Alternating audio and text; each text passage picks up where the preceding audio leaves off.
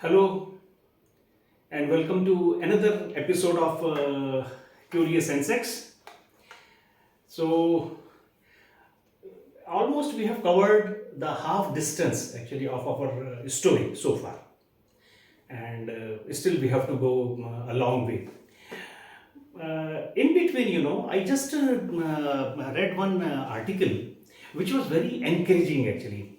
A very encouraging news is that these scholars and researchers they are planning to use AI now for translating these cuneiform tablets because this amazing story which we are actually presenting, this came out from a section of cuneiform tablets. There are lakhs and lakhs of tablets, stored in different museums world over, as we have discussed many times in our video.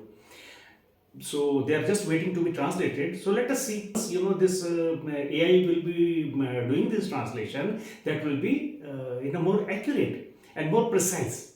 So that is the thing. This is actually just wanted to share this news with you.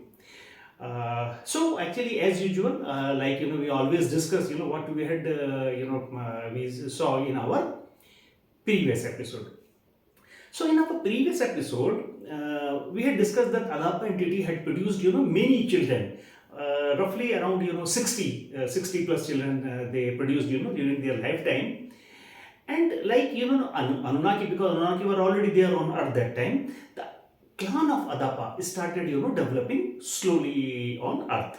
So just to, recall it, the third son of Adapa was Seth. And as that this Abel was killed by Cain, and Cain was expelled from Eden. So this Seth also had became a father, and his son's name was Enosh. Enosh actually this Anunnaki taught Enosh about anointing of oils and mixing and preparing the elixirs. And that was the time we had discussed that the worshipping of Anunnaki had started. So they were started, treated, as gods. Enosh to a son, his name was Cunin. And Cunin became an expert in metallurgy, how to smelt different metals. But to, Malalu, who became, expert in music. So all these, these their offsprings, or their sons, mainly, they were getting, expertise in different fields. Malalu later on became a father, and his son was Irid. And Irid actually learned about the management of water bodies. That time, Marduk, we had discussed that he had gone to Lamu to take care of this Igigi there, and Igigi had also started coming very frequently to Earth. Irid then later after that became a father after some time, and he begot a son named Enkime. That was his Enkime's biblical name was Enoch. And Enoch was highly intelligent, as we had discussed, and his interest was in astronomy and space travel and all those celestial bodies and all. And then this Lord Enki had taught Enkime, thoroughly in these things, keeping his interest in mind. And then Marduk, who was the son of Enki, he had taken Enkime, or this Enoch to moon for a celestial visit. So this way, a systematized, development of, humans, had civilized humans, had started on Earth. In the last episode, I had mentioned that we'll be discussing about this character Enkime, that was Enoch actually, in detail. So in this episode, we will explore about Enkime in detail, and will refer him by his biblical name Enoch for ease of understanding. So Marduk, as we had discussed, that he had taken Enoch to moon on his maiden space voyage, because if you remember a previous episode where we had discussed that Enki and Marduk had made a first visit to moon, And there, because they had gone there to establish a a way center, so way station. So but Marduk saw that the condition on the moon was not actually very conducive. They were not good for a space station. So they actually stayed there for some time, and Enki had studied the whole universe, and Enki actually had named different constellations. All this we had discussed. So whatever actually Marduk had learned from Enki, he told everything to Enoch. And when they returned back to Earth, Enoch was then sent to Sippar. Sippar was the bird city, if you remember, which was the place from where actually this Anunnaki used to manage their spacecrafts. So there, the commander of Sippar was Utu.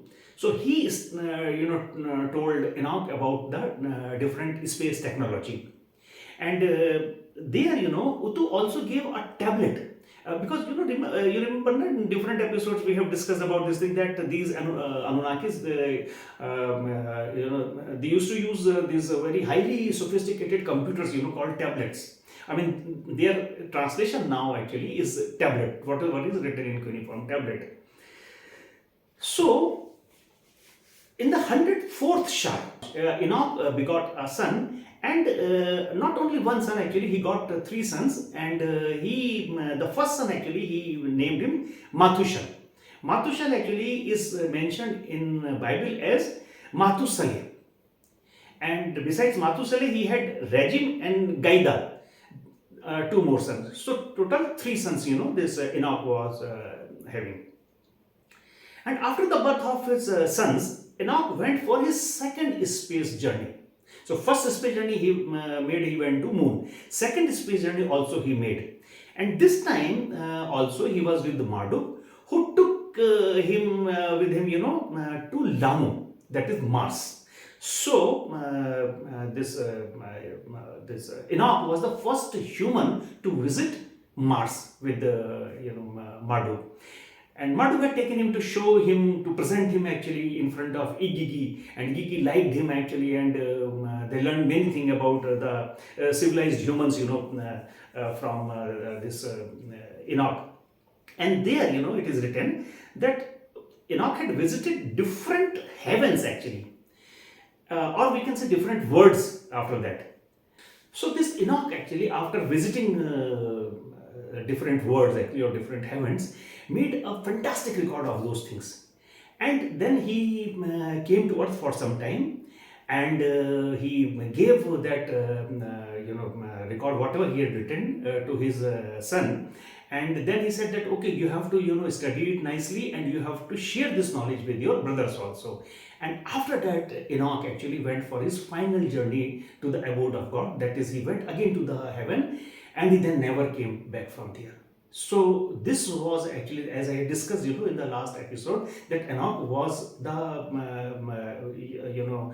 the human being, or the earthling, who didn't die on earth. As per the records actually in cuneiform tablets, he left for heaven, bodily, that when he was alive actually, and never came back. This Enoch actually is mentioned in Bible, and there is a book in Bible called Genesis. So in that book of Genesis actually, Enoch is mentioned. And as per the Bible, Enoch actually lived here on earth for 365 years before he finally departed to the heavens, the abode of God. Now this calculation of 365, which is mentioned in Bible, is controversial because different systems of calculations were there actually during that time. As we had discussed, Anunnaki calculated, their time in Shah, and one Shah was equivalent to 3,600 Earth years. And then Sumerians actually followed a system of sexagesimal. So this is a very detailed thing, for which in a separate episode actually we will be discussing about it. So this sexagesimal system actually was a base 60 system, and as per that, one may mean 60 also. So the exact age of Enoch actually, will depend actually on what system is adopted for this calculation. So anyway, in whatever system was adopted, by the writers of Bible, we do not know. But in Bible it is written that Enoch lived on earth for 365 years. However, as we had mentioned, that the lifespan of humans, that early humans actually of that time was very long, much longer than the humans of present. The account of this space travels of Enoch has different versions as per different scriptures, or different ancient texts actually have a different version. As per one of the versions, Enoch had traveled to the heavens or the worlds and had visited different levels as we have discussed. And in all, he had traveled to seven heavens or seven worlds. And then he had written everything as already we have discussed into a form of record, and it is known as the Book of Enoch. This book consists of five sections. One section is called the Book of Watchers. Second one is the Similitudes of Enoch. Then the next section is the Astronomical Book. After that is the Book of Dreams, and the final section is the Epistle of Enoch. So there are these five sections of that book. The first book, details the birth of the Nephilim. Now, this is a new term, which we are discussing now in our story, but this is a very important term. We will be discussing about again, in much detail, because these Nephilims are called giants, and at one time they were present in great number on earth. The second book is about, the Messiah and the end of times. The third book or the third section describes about the celestial bodies in detail. So it is about astronomy. It discuss about sun, moon, then different planets and all those things that is written actually in that book. And surprisingly, Enoch has mentioned about a calendar also, and that is a solar calendar he has actually explained in that section of the book. The fourth book describes a vision of history and the floods, because that also we will take up, that will also come in our story further, that there was a great flood on earth at one point of it called a deluge. So the flood, the exodus after that, then first and second temple of Jerusalem, and till the end of this messianic era, everything actually he has detailed in his fourth book. The fifth and the final book talks about the history and future of the world. So that is what actually is there in the fifth book. And the teachings for the next generation. What actually is to be done, what is the code of conduct, all those things they are mentioned in the fifth section of the book. The Book of Enoch actually is an example of biblical apocrypha. Now it is a new term. Apocrypha are the writings, those whose authenticity is doubtful, and they are not considered canonical, that is lawful. So this type of writings are called apocrypha. So the scholars of Bible or the writers of the time, later they described it this Book of Enoch as apocrypha. The question is, why is it so? Why such a profound work was ignored in the first place? Evidence shows that initially it was a part of the original biblical text for a very long period, but this was removed later on. The reason being its controversial, nature and writings, about the topics which were considered inappropriate, for the general public or the humans, by the Hebrew and Christian church. So they, remove them. Unfortunately, this type of, suppression of knowledge and this system, persists till today also. Whatever we are unable to, explain, or we do not understand, or we feel, that, this is, will hit, or, will question the popular belief, we simply ignore it, we suppress it. And so that is what actually has happened with this book of Enoch. However, some religious communities in Africa, like the Beta Israel community of Jews, in Ethiopia, they still believe in this book and they accept the teachings of, Enoch. Book of Enoch is not traceable now. We do not have any copies, in the mainstream. But people say that one book still exists there in Ethiopia. The story of Enoch definitely actually is a strange and unbelievable, because a human travels to different worlds alive, and writes about them in detail, and finally goes to the word of God, not to be returned again. But all this actually has happened in such a remote past, thousands of years before, that we cannot claim the authenticity of it. We just have to believe it actually, just like that. Now, whether the Book of Enoch is true or not, we can't say. But almost all the religions of the world, they believe in the existence of seven heavens. It is mentioned in Bible, in Hindu scriptures also, and in different other scriptures also. So, it is there. Some of the things actually we can verify them today also. And apart from that, in many scriptures there is a mention of different beings, different humans, those who visited heavens bodily, that when they were alive, and they later on gave the details of their visit to those places. Like in one of the past video, I discussed about a character called Arjun in the epic, Hindu epic Mahabharata, who had gone to heaven, which was the abode of Lord Indra, and he went there, procured the celestial weapons from there, came back and described whatever he saw there. Same way, in Bible, this character Enoch is there, who went there and described about those things. So there is a similarity actually. Yudhishthir is another character in Mahabharata who went finally to heaven alive. Before that, in another Hindu epic called Ramayana, so there is a character of Lakshman. Lakshman went ultimately to heavens bodily. So these are the similarities, and this is a few example I am giving. In if we will explore other scriptures, we will find characters like that. Another example I would like to quote here is from Islam. In Islam, this prophet Idris, he had gone to heaven bodily. And they say that Idris basically is a counterpart of Enoch only.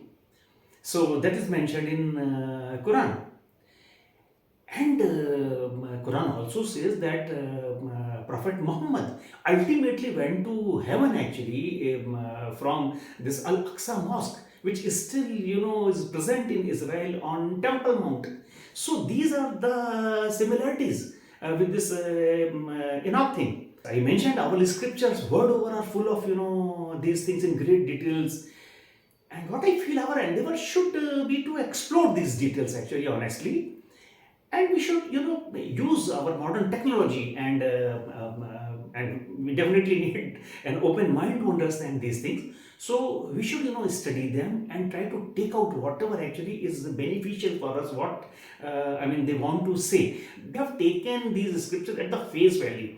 We have never tried to explore them. So the time is that we should explore them. We should see actually why one story actually or one type of thing is mentioned into different scriptures. So there is definitely something behind it.